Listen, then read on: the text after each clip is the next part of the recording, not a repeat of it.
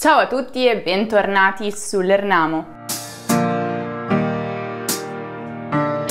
Prima o poi capita a tutti di dover parlare di case in italiano, sia che ne stiate cercando una in Italia, sia che già viviate in Italia ma avete un problema di cui dovete parlare a qualcuno, sia se un vostro amico italiano viene a trovarvi a casa vostra e voi dovete mostrargliela.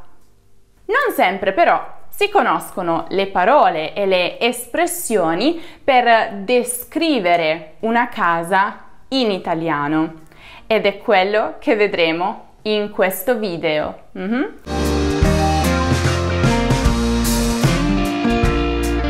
Prima di cominciare voglio chiarire un dubbio che molti stranieri hanno. Quando in italiano si parla di casa, non si intende una tipologia specifica, ma al contrario si fa riferimento in senso generale a un'abitazione, ossia il luogo in cui un nucleo familiare, che può essere composto da una sola persona o più persone, vive. Ma allora, quante tipologie di case ci sono in Italia? Abbiamo innanzitutto l'appartamento, che si trova in un edificio che ne ospita più di uno e questo edificio in senso globale si chiama condominio. Poi c'è la baita, tipica delle montagne, la casa a schiera, che fa parte di un complesso in cui ogni singola casa è uguale alle altre e sono l'una accanto all'altra. Una casa singola, che è un'abitazione individuale, che non fa parte di un complesso. Un casale, e cioè una grande abitazione di campagna rustica e isolata. La cascina, che è anche un'abitazione di campagna, ma questa generalmente comprende lo spazio per gli animali e per gli attrezzi. E queste spesso nel sud Italia si chiamano masserie. Un palazzo, che è un grande edificio, spesso molto bello, usato come abitazione signorile ed elegante o come sede per uffici. Una villa, un'abitazione molto ampia e molto elegante, circondata da grandissimi giardini, da un parco. Villino, che è la versione più piccola della villa, quindi è comunque indipendente e ha spesso un giardino ma molto più ristretto. Chiarito questo, passiamo alla casa vera e propria. Come vi dicevo prima, molte possono avere un giardino, quindi con del verde e magari anche un vialetto. Dal punto di vista esterno, poi, una casa può anche avere un balcone e o un terrazzo. Poi, quello che tutte le case hanno è una porta d'ingresso e ormai è sempre più comune optare per una porta blindata, molto resistente perché è pensata per resistere ai tentativi di intrusione. Quindi tutta è molto resistente, inclusa la maniglia o la serratura. Se noi siamo all'interno e vogliamo vedere chi ha suonato il campanello senza farci notare, possiamo utilizzare lo spioncino. Poi, una volta aperta la porta, c'è generalmente un ingresso, cioè uno spazio più o meno piccolo, in cui generalmente possiamo trovare un appendiabiti dove lasciare il nostro cappotto, dei ganci per le chiavi, oppure uno specchio per dare una ultima occhiata al nostro look prima di uscire. L'ingresso può anche essere in forma di corridoio, quindi lungo e stretto, che conduce alle varie stanze. E ora vediamo le stanze, partendo con il soggiorno. Questa è la stanza della casa più ampia ed accogliente. dove si trascorre la maggior parte della giornata, dove ci si rilassa, dove si ricevono le visite degli ospiti. Infatti, generalmente in un soggiorno si trova almeno un divano, come questo, e una poltrona per sedersi comodamente a chiacchierare o a guardare la televisione.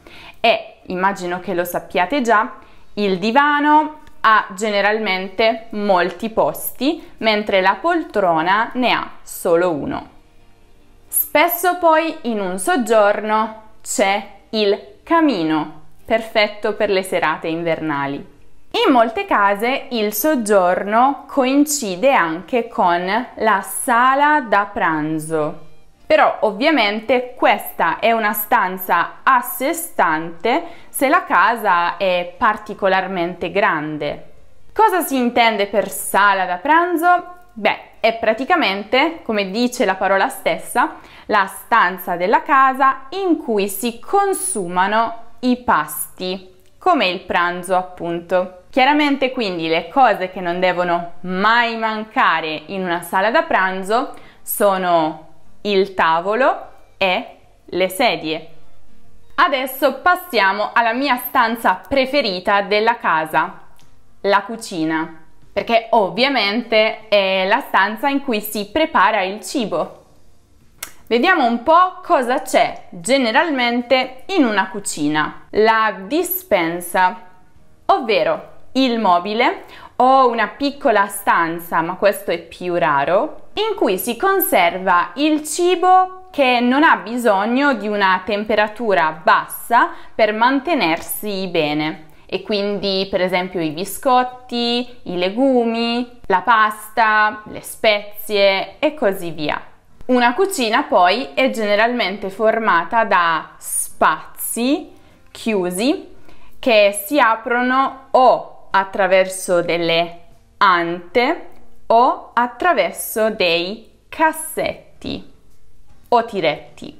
In questi spazi si conservano le stoviglie, piatti, bicchieri, posate, ma anche le pentole, le padelle, i coperchi, le tovaglie, i taglieri e tutti gli altri oggetti necessari in una cucina, lo scolapasta e così via.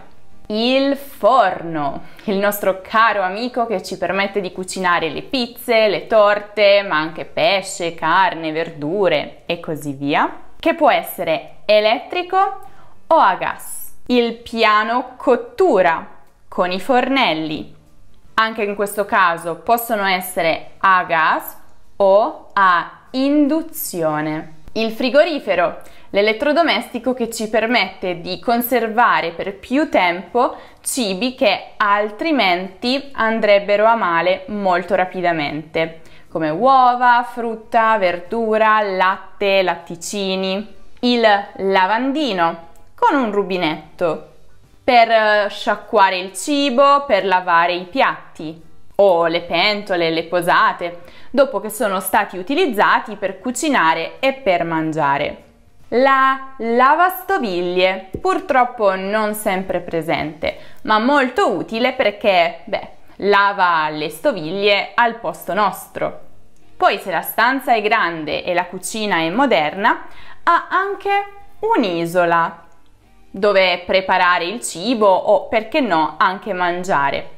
Altrimenti una cucina può avere anche un tavolo con delle sedie per consumare i pasti più veloci. Il bagno è una delle stanze più importanti della casa, non a caso è quella per cui più spesso si litiga in famiglia, soprattutto nelle case italiane, dove c'è generalmente un bagno o due, ma le persone in un nucleo familiare sono, minimo 3. Cosa c'è generalmente in un bagno in Italia? C'è il water. Si pronuncia così, water, o la tazza, per i nostri bisogni fondamentali. E quando finite non dimenticate di tirare lo scarico o lo sciacquone. Poi accanto al water c'è generalmente la carta igienica e lo spazzolone per pulirlo. E poi c'è lui, il migliore amico del water in Italia, il bidet.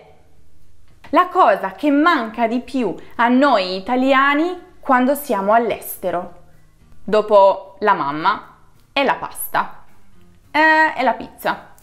Come fate voi stranieri a vivere senza il bidet? Questo sarà sempre un mistero per noi italiani e serve per l'igiene delle parti intime. Poi un bagno ha spesso anche la doccia, con il piatto doccia, cioè lo spazio su cui poggiano i piedi, e il doccino da cui esce l'acqua. La doccia può essere walk-in, quindi aperta, o può avere delle porte in vetro o in plastica. In altri bagni invece c'è la vasca, molto meno pratica ma molto più rilassante, in cui è possibile fare un bagno, quindi riempirla di acqua e aggiungerci del sapone, per poi immergervisi. Ovviamente in un bagno c'è anche un lavandino che serve soprattutto per lavarsi le mani, basta aprire il rubinetto, ma si utilizza anche per lavarsi i denti, lavarsi il viso.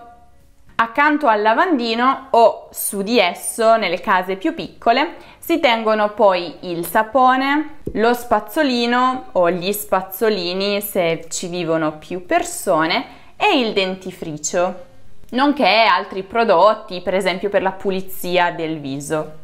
Accanto al lavandino ci sono sempre gli asciugamani per asciugarsi le mani dopo averle lavate. Di solito proprio sul lavandino c'è lo specchio, dove ci ammiriamo in tutta la nostra bellezza quando ci siamo appena svegliati e siamo andati in bagno per lavarci il viso. Ah, se quello specchio potesse parlare! Poi è molto comune avere in un bagno un mobile con le ante o con i cassetti per conservare tutte le cose di cui possiamo aver bisogno in un bagno. La camera da letto, che è la stanza in cui dormiamo. Generalmente quella dei bambini si chiama cameretta, perché di solito è più piccola rispetto a quella dei genitori. Cosa c'è in una camera da letto? Beh, c'è sicuramente un letto, che può essere singolo o matrimoniale, cioè per 2 posti. Su ogni letto poi c'è un materasso, delle lenzuola, uno o più cuscini con le federe per rivestirli e eventualmente un copriletto, una coperta o un piumone a seconda della stagione. Accanto al letto c'è il comodino con una lampada, di solito una abajur, e su cui possiamo poggiare tutto quello che ci serve durante la notte, dell'acqua, il cellulare, dei libri e così via. Poi possiamo trovarci una scrivania, e la scrivania è il tavolo a cui ci sediamo per lavorare o per stare al computer. A proposito di scrivanie, devo menzionare FlexiSpot, che ha scelto di sponsorizzare questo video. Sul loro sito trovate tantissimi mobili per arredare le vostre case, in particolare scrivanie, sedie e altri prodotti che renderanno la vostra vita più semplice e comoda. Sono veramente tutti prodotti molto innovativi. Guardate un po' la scrivania che mi hanno spedito. Ho fatto un unboxing per voi. Abbiamo provato a usarla per un po' e devo dire che è molto comoda e funzionale. Ma la cosa migliore è sicuramente il fatto che sia regolabile in altezza, quindi è possibile anche usarla in piedi, il che è un grande vantaggio per chi, come noi, passa molte ore a lavorare al computer. Per raggiungere lo stesso obiettivo, un altro prodotto a mio avviso eccellente è il convertitore regolabile per scrivanie, se non volete proprio comprarne una nuova. Pensate che funziona anche con 2 schermi. Tra l'altro hanno una fantastica promozione per il Black Friday, quindi se volete approfittare di fantastici sconti e semplificare e rendere più comode le vostre vite, fatevi un regalo e cliccate sul link in descrizione. E poi c'è un armadio con delle ante, qualche volta scorrevoli, qualche volta tradizionali, per conservare i nostri vestiti. Nelle case più grandi c'è una cabina armadio, cioè una stanza per conservare i vestiti. La lavanderia, anche se non tutte le case ne hanno una.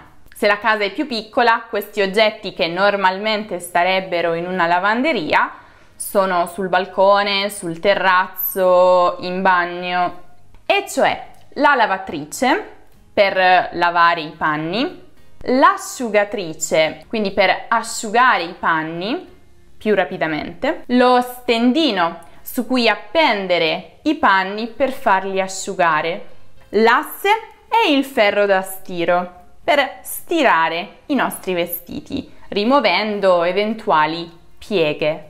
Lo studio. Questa anche non è sempre presente nelle case ed è la stanza in cui si studia o si lavora, quindi con una scrivania e una sedia comoda perché si dovranno passare diverse ore lì, e spesso in uno studio ci sono anche delle mensole per conservarci degli oggetti e una libreria per conservarci i libri. E adesso vediamo 3 stanze che mai nessuno vorrà mostrarvi perché sono sempre super disordinate. E cioè il ripostiglio, una piccola stanza in cui conserviamo gli oggetti di uso domestico che non sappiamo dove mettere altrimenti. E quindi la scopa, l'aspirapolvere, i prodotti per la pulizia, i prodotti per il fai da te e così via. La soffitta, e cioè la stanza sotto il tetto di casa, ma questa si trova solo nelle case che hanno un tetto a spioventi, in cui si conservano gli oggetti vecchi che non utilizziamo ma che non vogliamo gettare per un qualsiasi motivo. Altrimenti, se non si ha una soffitta, spesso questi oggetti vengono conservati nel garage, dove tra le altre cose si lascia anche la macchina, la propria auto. Poi ci sono tutti quegli oggetti che troviamo più o meno in ogni stanza della casa. Le prese elettriche che si trovano sui muri e che ci permettono di far funzionare gli elettrodomestici come l'asciugacapelli, la televisione, il frigorifero, o che ci permettono di inserire il caricabatterie per ricaricare il nostro computer, il nostro cellulare. Gli interruttori per accendere o spegnere la luce. Il lampadario con le lampadine per illuminare la stanza. I termosifoni per riscaldare la stanza quando fa freddo, il condizionatore per rinfrescare la stanza quando fa caldo, o per chi non ha l'aria condizionata, il ventilatore, le finestre per far entrare la luce dall'esterno. Aprendole si fa anche cambiare aria ogni giorno. Si spera che dalle finestre si abbia una bella vista, ma ovviamente non sempre è così. Quello che invece c'è quasi sempre davanti alle finestre sono le tende, che servono a filtrare la luce che arriva dall'esterno e servono anche a evitare che dall'esterno si veda quello che succede all'interno della casa. Se la finestra non arriva fino al pavimento, è possibile che abbia un davanzale per affacciarsi, per appoggiare delle piante. Le finestre hanno poi generalmente un'altra protezione, cioè le tapparelle o le persiane in legno. Le pareti, spesso con dei quadri appesi. Il pavimento, realizzato con delle piastrelle o parquet o moquette.